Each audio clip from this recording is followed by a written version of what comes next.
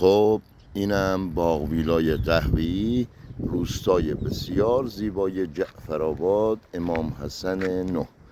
جالب اینجا روز چندین قطار رد میشه، بسیار زیبا. حاشیه 20 متر در برقی که از اینجا بریم داخل باغ. ویوی ورودی باغ، یک قسمت این ور باغچه، یک قسمت هم این ور باغچه. یک ساختمان با 130 متر زیربنا این ور، یک ساختمان هم با 150 متر زیربنا اون ور با استرخ آب گرم. از اینجا بالای شاهنشین که ویوی بالای باغ، یک شاهنشین با حدوداً 25 متر زیربنا، تمام شیشه ها سکوریت. هم که روز چندین قطار بسیار زیبا رد میشه. از اینجا تربت چخماق همه جا دیده میشه، خیلی زیباست. این ساختمان این طرف با آشپزخانه، سرویس کامل بهداشتی و یک خواب، شیشه ویو به بیرون همه سکوریت.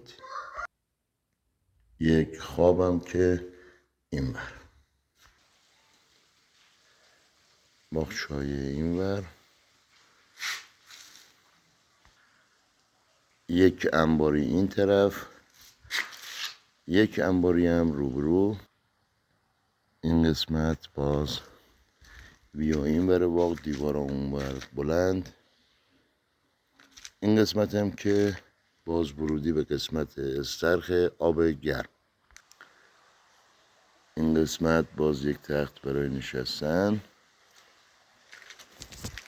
جام که وارد قسمت آب گرم. محیطی بسیار آرام و زیبا، 70 متر زیربنا با سرویس کامل بهداشتی، میز ناهارخوری 12 نفره و باربیکیو این قسمت. خب باز یک سرویس کامل ساختمان این طرف با حمام، آشپزخانه مجزا و کلیه تجهیزات. این ساختمان این ورم که دارای پروانه ساخت ضد زلزله. خب از این ور یک بهارخواب بسیار زیبا با 50 متر بزرگ و این قسمت یک آبشار بسیار زیبا، میز ناهارخوری 6 نفره و یک تاب بسیار زیبا، یک درب دیگرم این قسمت و یک سرویس بهداشتی. در خدمت همه عزیزان هست.